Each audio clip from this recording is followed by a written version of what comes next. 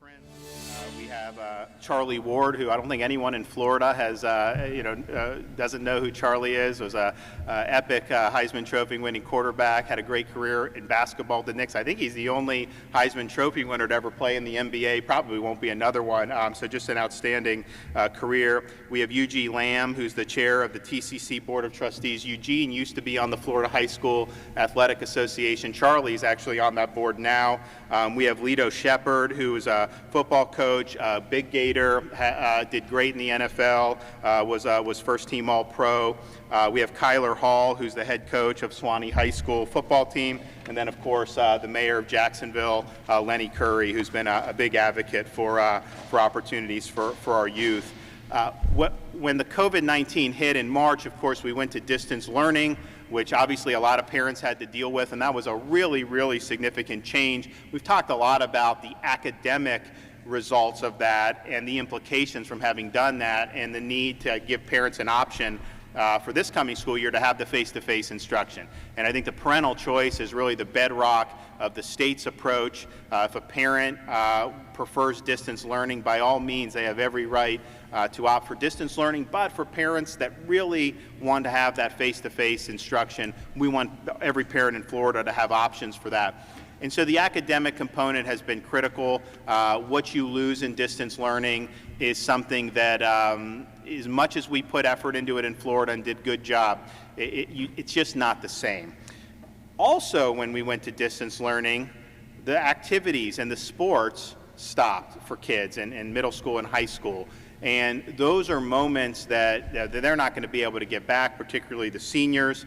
So as we look to what's coming up on this school year, I think it's important, I think it's critical that we have boys and girls sports available for our students. And again, if a parent chooses to not have their kids play in any of these endeavors, that is totally fine, and that's a parental choice. But I know a lot of parents really want to have the opportunity to allow their sons and daughters to compete and play. And Florida has been phenomenal in terms of opportunities with athletics. I mean, we've obviously got great football, we've got great girls soccer, volleyball, we're great in baseball, all these things. So many great people have come out of playing athletics in Florida. Whether that means you go to college because of it, whether that means you end up winning a Heisman Trophy or playing in the NFL, all those things are great. But even at a basic level, understanding discipline, understanding hard work, the mentorship that you get for coaches is really, really important to the development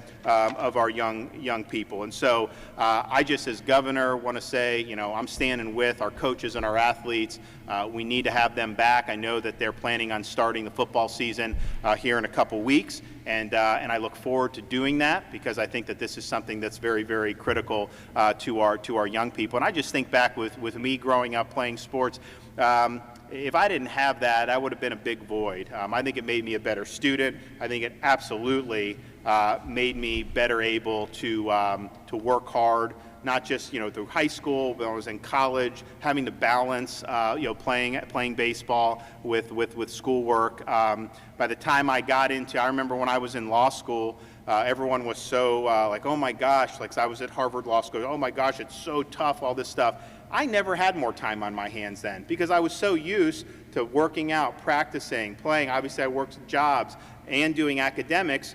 I didn't have baseball anymore, so I had more time on my hands than I had ever had, and I think it helped me well. I think it's really served me well in the military. That structure was very natural to me because of athletics, and then I think on and on it goes. So these are things that really have a lasting impact, and I just think we have to understand that the cancellation of the sports that has huge effects. And so we don't want to relive that because I think that it would be depriving our students of opportunity. So I want to give the folks here an opportunity to weigh in. So Charlie, I know you're coaching basketball. You've been able to do so. Charlie, obviously Heisman Trophy winner, NBA. he also got drafted in baseball twice, and he wasn't even playing baseball in college, and they drafted him twice. So he has been somebody who not only has achieved great things, but he's given back to his communities as a coach and doing community activities. And so really, I think someone that we're proud of in the state of Florida. So Charlie, floor is yours. All right, I appreciate it, Governor. I'm just grateful for the opportunity to be able to share my thoughts on where we are and what we're doing as a head coach, also as a parent. I've seen where we are today is definitely a challenging time. And one of the things I know with with the group that I coach, we've been able to do some things virtually over the course of the pandemic to be able to help our kids stay engaged at the end of the school year. And then we had an opportunity during the course of the summer to get a few workouts in, a couple weeks in, workout before we were shut down for a couple of weeks. One of the things that I noticed over the course of our time during the summer was our kids were still working out. They were still playing in tournaments, and those things were still going on. And I just, I'm a big advocate for, if that is happening, why can't it happen all in one place where they're being supervised or have structure underneath the coach's watch, where we can keep our hands on them, almost like a bubble per se, very similar to what the NBA is doing and all the other major league sports are doing. They have an opportunity to keep their hands and keep information in front of their players because they're all in one place. Before the season started, they had people all over the place, and we don't know what they're doing, where they are as far as who they're with, but we do know when they are working out with us, we know where they are and who they're working out with.